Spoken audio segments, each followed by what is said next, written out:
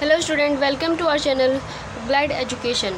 इस वीडियो में हम क्लास 12th और बीकॉम का जो सब्जेक्ट है माइक्रो इकोनॉमिक्स, उसका चैप्टर फर्स्ट डिस्कस करेंगे। ओके, तो ये मेरी फर्स्ट वीडियो है और इसके बाद माइक्रो इकोनॉमिक्स का जो सब्जेक्ट है इसमें मैं सभी चैप्टर जो है कवर करूँगी। ठीक है, तो स्टार्ट करते हैं इस वीडियो को।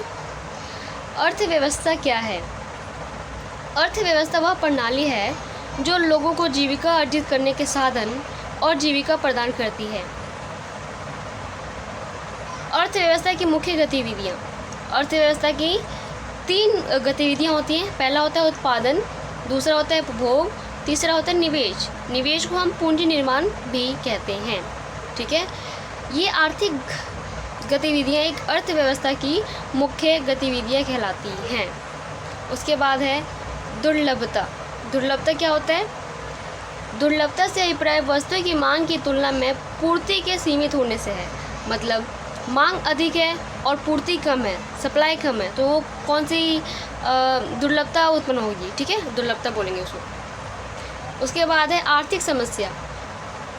आर्थिक समस्या वैकल्पिक प्रयोग वाले सीमित संसाधन के जरिए असीमित आवश्यकताओं की संतुष्टि के लिए की जाने वाली चयन की समस्या से है। आर्थिक समस्या के कारण। आर्थिक समस्या के 3 कारण हैं। पहला है संसाधनों की सीमितता, दुर्लभता, असीमित मानव आवश्यकताएं, और तीसरा है वैकल्पिक प्रयोग। संसाधनों की सीमितता, दुर्लभता क्या होता है? संसाधन क्या होते हैं? भूमि, श्रम, पूंजी इत्यादि, जो कि मांग की तुलना में सीमित है और अर्थव्यवस्था जो लोग चाहते हैं उन सभी को उत्पादित नहीं कर सकती। ठीक है,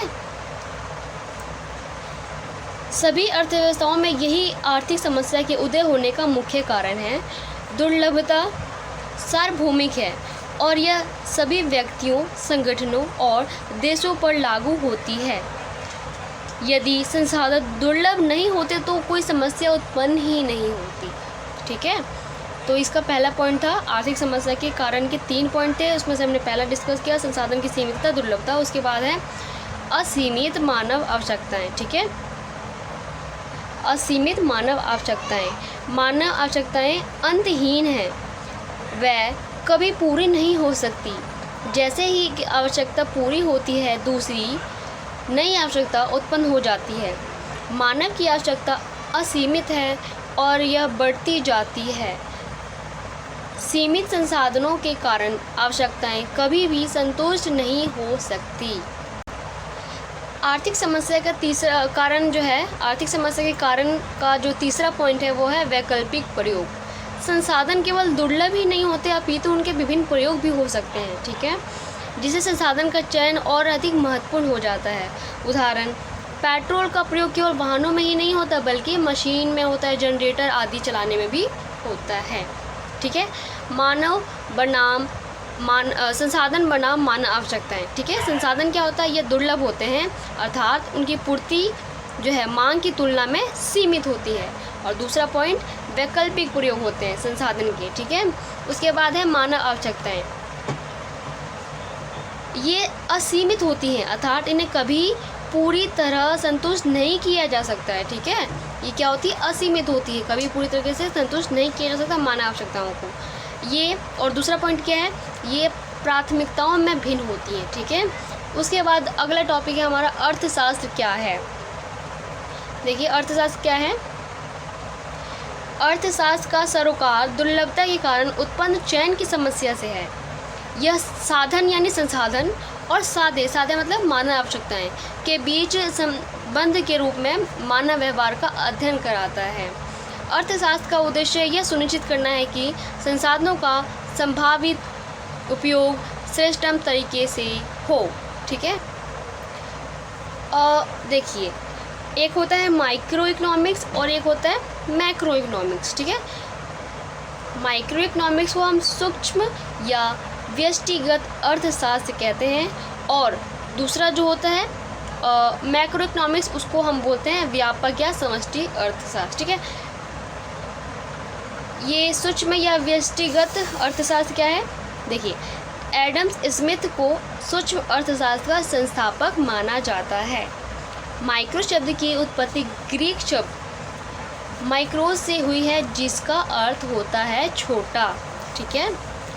सूक्ष्म अर्थशास्त्र आर्थिक सिद्धांत का वह हिस्सा है जो कि एक अर्थव्यवस्था की व्यक्तिगत इकाइयों के व्यवहार का अध्ययन कराती है। उदाहरण, व्यक्ति विशेष की आय, व्यक्तिगत उत्पादन, वस्तु की कीमत इत्यादि। ठीक है।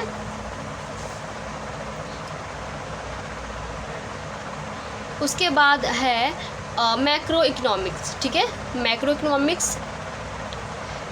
इकोनॉमिक्स यानी व्यापक या समष्टि अर्थशास्त्र। मैक्रो शब्द की उत्पत्ति ग्रीक शब्द मैक्रोस से हुई है, जिसका अर्थ बड़ा होता है। व्यापक अर्थशास्त्र आर्थिक सिद्धांत का वह हिस्सा है जो कि संपूर्ण अर्थव्यवस्था से संबंधित समग्रों का अध्ययन कराता है। ठीक है। उदाहरण, राष्ट्रीय आय, समग्र उत्पादन, समग्र उपभोग आदि। इसके मुख्य उपकरण क्या है? समग्र मांग और समग्र आपूर्ति। ओके। देखिए, अब हम माइक्रो इकोनॉमिक्स और मैक्रो इकोनॉमिक्स में डिफरेंस को देखेंगे, अंतर को देखेंगे। ठीक है। माइक्रो इकोनॉमिक्स को हम बोलते हैं सूक्ष्म अर्थशास्त्र और मैक्रो इकोनॉमिक्स जो होता है व्यापक अर्थशास्त्र। सबसे पहले अर्थ जान लेते हैं। अर्थ क्या है इसका? सूक्ष्म अर्थशास्त्र आर्थिक सिद्धांत का वह हिस्सा है जो कि एक अर्थव्यवस्था की व्यक्तिगत इकाइयों के व्यवहार का अध्ययन कराती है। व्यक्तिगत इकाइयों के व्यवहार का अध्ययन कराती है। ठीक है, व्यक्तिगत।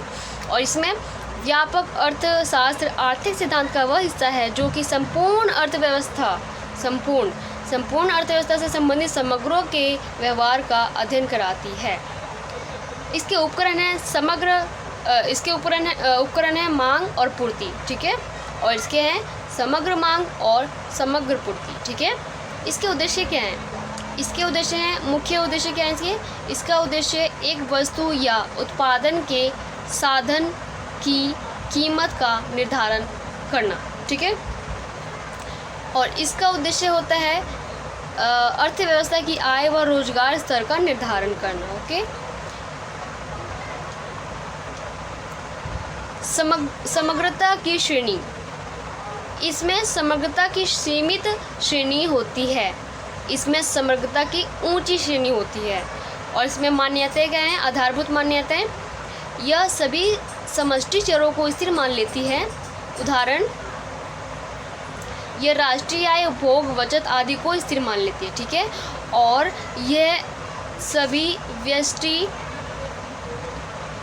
चरों को जैसे परिवार या फर्म के निर्णयों, ठीक है, वस्तु विशेष की कीमत आदि को स्थिर मान लेती है। ठीक है। उसके बाद है इसके अन्य नाम। सूक्ष्म अर्थशास्त्र को हम कीमत सिद्धांत के नाम से भी जानते हैं और इसको व्यापक अर्थशास्त्र को हम आय व रोजगार का सिद्धांत के नाम से भी जानते हैं। ठीक है। सूक्ष्म अर्थशास्त्र का जो उदाहरण है व्यक्तिगत आय, व्यक्तिगत उत्पादन। ठीक है। और व्यापक अर्थशास्त्र का उदाहरण राष्ट्रीय आय और राष्ट्रीय उत्पादन। ठीक है।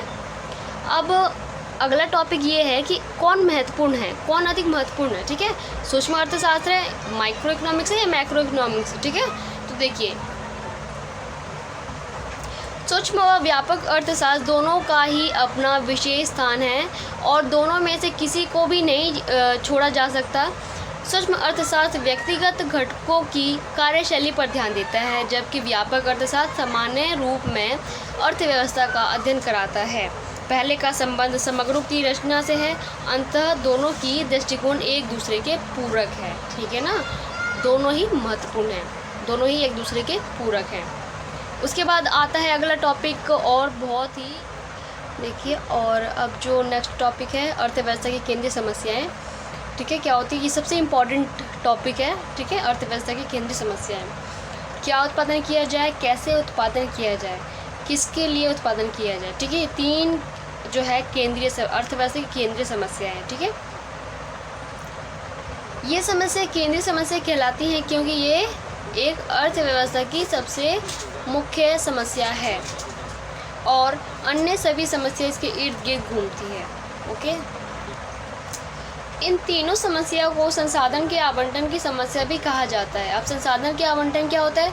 संसाधनों के आवंटन से प्राय दुर्लभ संसाधनों को इस प्रकार आवंटित करने से है जिससे समाज की अधिकतम आवश्यकताएं पूरी हो सके। असीमित आवश्यकताओं की तुलना में संसाधन के सीमित होने के कारण यह ज़रूरी है कि उनका प्रयोग मितव्ययिता से और कुशल ढंग से किया जाए। ठीक है, तो यहाँ से ये देखिए अर्थव्यवस्था की केंद्रीय समस्या का जो पहला था, क्या उत्पादन किया जाए, ये क्या है। देखिए, इस समस्या का संबंध उत्पादित की जाने वाली वस्तु और सेवाओं के चयन और चयनित वस्तु की उत्पादित की जाने वाली मात्रा से है। प्रत्येक अर्थव्यवस्था के पास सीमित संसाधन होते हैं और इसी कारण यह सभी वस्तुओं को उत्पादित नहीं कर सकती। एक वस्तु या सेवा का अधिक होना सामान्यतः दूसरी वस्तु को कम होने को बताता है। उदाहरण, चीनी का अधिक उत्पादन अन्य वस्तुओं के उत्पादन को कम करके ही संभव हो सकता है। क्या उत्पादन किया जाए के दो पहलू हैं। ठीक है, किन संभावित वस्तुओं का उत्पादन किया जाए। ठीक है, पहला ये है, और दूसरा है कितना उत्पादन किया जाए, किन वस्तुओं का उत्पादन किया जाए, और दूसरा कितना उत्पादन किया जाए। ठीक है, तो देखिए, एक अर्थव्यवस्था को निर्णय लेना होता है कि किन उपभोग वस्तुओं जो वस्तुएं होती है जैसे चावल हो गए, गेहूँ और कपड़े आदि, और किन पूंजीगत वस्तुओं जैसे मशीन, उपकरण आदि का उत्पादन किया जाए। मतलब किन उपभोग वस्तुओं और किन पूंजीगत वस्तुओं का उत्पादन किया जाए। ठीक है, इसी प्रकार एक अर्थव्यवस्था को नागरिक वस्तु क्या होती है, ब्रेड, मक्खन आदि, और एक युद्ध सामग्री जैसे बंदूक हो गए, टैंक हो गए आदि के बीच में चयन करना होता है कि उन्हें किन वस्तुओं का उत्पादन करना चाहिए। उसके बाद कितना, अब जब हम ये तय कर लेते हैं कि किन वस्तुओं का उत्पादन किया जाए, उसके बाद ये भी देखना होता है कितना उत्पादन किया जाए। ये भी एक समस्या है कि कितना उत्पादन किया जाए। इसे उपभोग और पूंजीगत वस्तु के बीच नागरिक वस्तु को युद्ध सामग्री की उत्पादित की जाने वाली मात्रा के बीच भी निर्णय लेना होता है।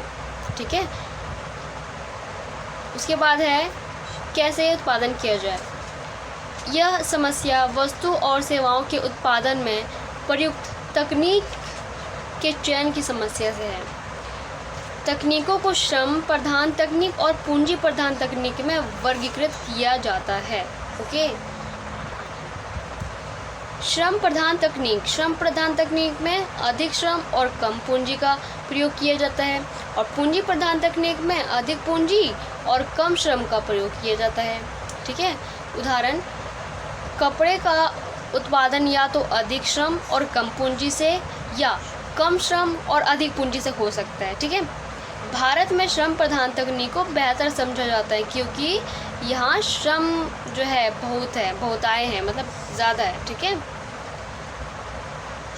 और जबकि USA, इंग्लैंड आदि देशों में पूंजी प्रधान तकनीक को बेहतर माना जाता है क्योंकि वहाँ पर श्रम की कमी और पूंजी अधिक है। ठीक है, अब बारी आती है किसके लिए उत्पादन किया जाए। इस समस्या से अभिप्राय उस वर्ग के लोगों को चयन से है जो अंततः वस्तु का उपभोग करेंगे, अर्थात क्या वस्तु का उत्पादन अधिक गरीब के लिए और कम अमीर के लिए या अधिक अमीर के लिए और कम गरीब के लिए किया जाए। ठीक है, तो इस वीडियो में इतना ही, और आगे हम नेक्स्ट वीडियो में कवर करेंगे। और यदि आपको उसको PDF चाहिए ना, तो आप ना वीडियो के नीचे मैं लिंक दे दूँगी, आप टेलीग्राम चैनल का उस पर क्लिक करके आप ज्वाइन कर सकते हैं। ठीक है, और वहाँ से आप PDF भी डाउनलोड कर सकते हैं। ओके, तो इस वीडियो में इतना ही।